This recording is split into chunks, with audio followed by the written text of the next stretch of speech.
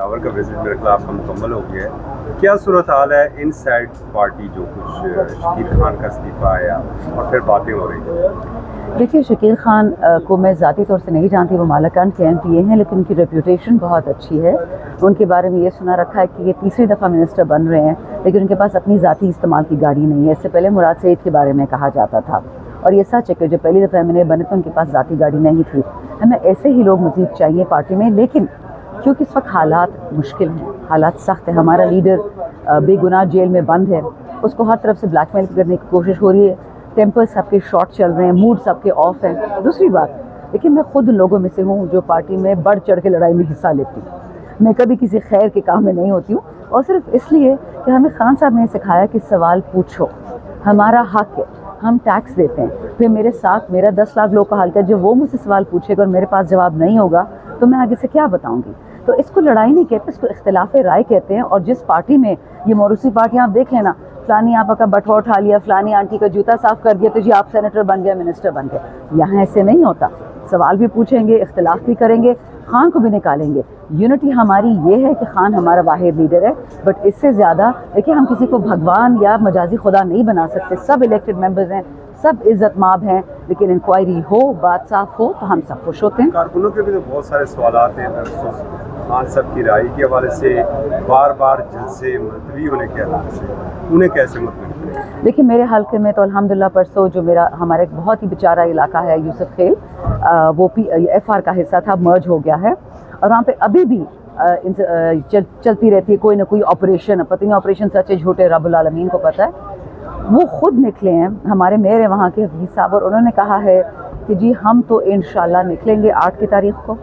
Leadership آتی ہے most welcome, نہیں آتی ہم خان کی نکلیں گے، کیونکہ خان صاحب کی بہن نے اناؤنس کر دیا کہ اگر 7 کی شام کو 8 کی صبح کو بھی کوئی اناؤنس کرے، 8 کی دوپہر کو بھی کہ جی NOC کینسل ہو گیا ہے، تو کہتے ہیں میڈم ہم اس جلسے کو نہ مانتے نہ اس لیڈر کو مانتے. انہوں نے صاف بول دیا ہم تھک گئے انتظار کر کے، ہم نے نکلنا ہے. سو الحمدللہ عمران خان نے وہ اس پاکستان کی تشکیل دے دی ہے جو ووٹ، جو غریب بھی ہے، جس کی جیبیں ان لوگوں نے خالی کر دی ہیں بجلی اور گیس کی بل سے، وہ بھی اب سوال پوچھتا ہے اور ہمیں آرڈر دے رہا ہے. شکر الحمدللہ اس دن پہ کہ ہمارے ورکر کو اتنا شعور آ گیا ہے، وہ نکلے گا ہم بھی ساتھ نکلیں گے. اچھا میڈم، صبح سے ایک خبر مراد سعید سے متعلق چل رہی ہے کہ وہ علی امین گنڈا پور کو آپریٹ کر رہے ہیں اور عاطف خان سمیت شکیل صاحب کے خلاف ایک جو داڑا بندی اور اس حوالے سے، تو کیا کامنٹ کریں گے مراد سعید کے؟ دیکھیں مراد سعید سے میری ذاتی کوئی دوستی نہیں تھی، لیکن مراد چور نہیں ہے، مراد جھوٹا نہیں ہے.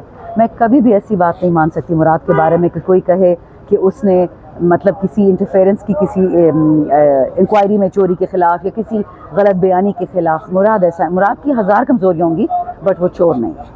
مراد سعید یہاں پہ KPK کے اندر ہی ہے؟ میرے فرشتوں کو نہیں پتا، مجھے پتا ہوتا میں ملتی نہیں ان سے. گنڈا پور سے ملتے ہیں وہ؟ جی کہنے میں تو اتنی باتیں ہوتی ہیں، کہنے میں تو یہ بھی کہتے ہیں. اب میں کیا کہوں کہ زرداری لیڈر ہے، نواز شریف لیڈر ہے، مریم صاحبہ بڑی جینیس ہے، اب یہ ماننے والی باتیں تھوڑی ہیں.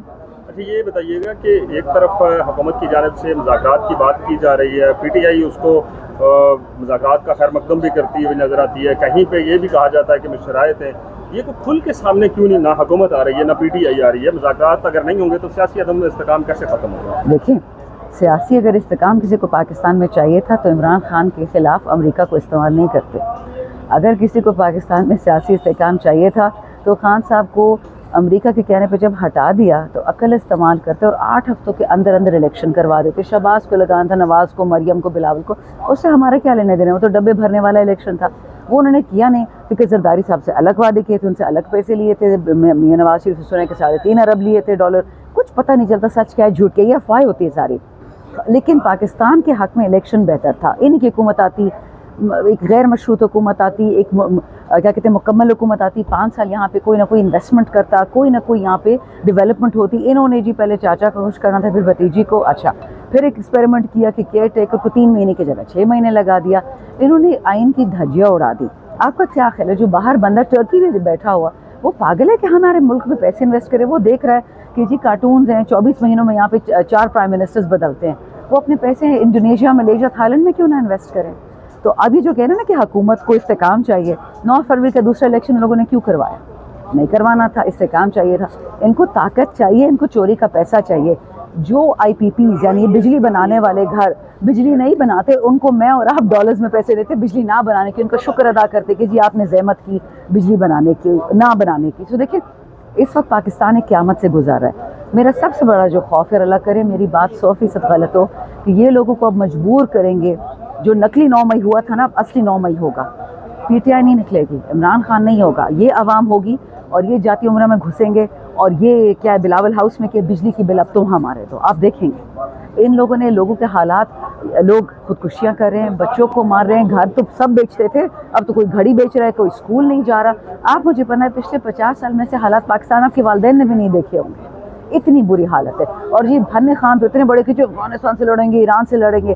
لڑ کے دکھاؤ. افغانستان میں ڈالر کا ریٹ دیکھو، ایران میں دیکھو، ایران پہ سینکشنز لگی ہوئی ہیں، ان کی اکانومی آپ سے بہتر ہے. 2 سال میں ان چوروں نے اللہ کا شکر یہ ثابت کر دیا کہ یہ لوگ پاکستانیوں کو مفلوج کرنے آتے ہیں. غریب کو مزید غریب کرو، مالدار کو مزید مالدار کرو. وہ کراچی والی لڑکی کیا تھی جو 4 لوگوں کو مارے کہ میرے پاپا کو تم نہیں جانتے ہو. یہ نشہ دیکھے کہ 4 لوگوں پہ غلطی سے بھی کوئی گاڑی چڑھائے نا تو اس طرح نہیں کہتے. اور اس کا نشہ دیکھو، میرے پاپا یہ، میرے پاپا وہ. یہ پاپاؤں کا پاکستان ہے. 25 خاندان کراچی کے، 25 یہ کیا نام ہے فیصل آباد کے، 25 لاہور کے، یا جہاں بڑی بڑی بزنس فیملیز ہے بس ان کے بچے پاکستان چلائیں گے. کیوں؟ ٹیکس ہم دیں، ملک یہ چلائیں. Not acceptable.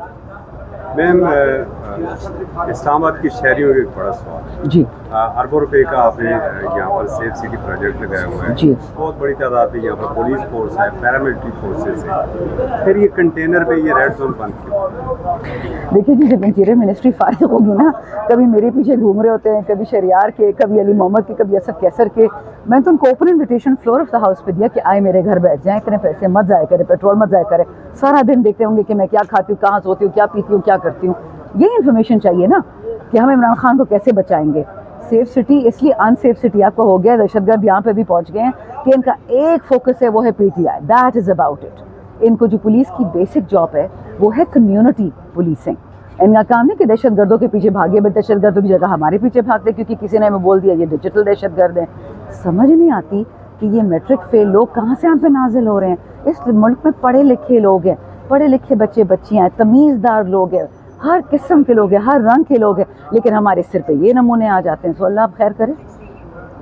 یہ بتائیے گا کہ آخری شاید کسی اور دوست نے بھی سوال کرنا ہو. چانسلر کے لیے عمران خان جیل سے انتخابات میں حصہ لے رہے ہیں، اور ایک آرٹیکل جو کسی بھی اخبار کے اندر کوئی بھی شخص لکھ سکتا ہے، اور اس کی ایک پالیسی ایڈیٹوریل پالیسی ہوتی ہے، اس میں لکھا جاتا ہے کہ ادارے کا مراسلہ نگار کی رائے سے متفق ہونا ضروری نہیں ہے. جی بالکل. تو جس وقت پاکستانی میڈیا کے اوپر اس کو اخبار ذرائع بنا کر اس پوری خبر کو اور اس آرٹیکل کو ایک مطلب یہ تصدیق امیز ایک مہم جاری ہے. آپ انٹرنیشنل افیئر کی اسٹوڈنٹ ہیں، کیا سمجھتی ہیں، اس کو کس نظر سے دیکھتی ہیں؟ آپ نے ہمارے ایلیٹس کو کبھی دیکھا ہے ان کو گوچی اور لوبوٹوں کی اسپیلنگ دنیا تھی، بٹ جوتا اسی کا پہنتے ہیں، 2-2 لاکھ کا، 4-4 8-8 لاکھ کا.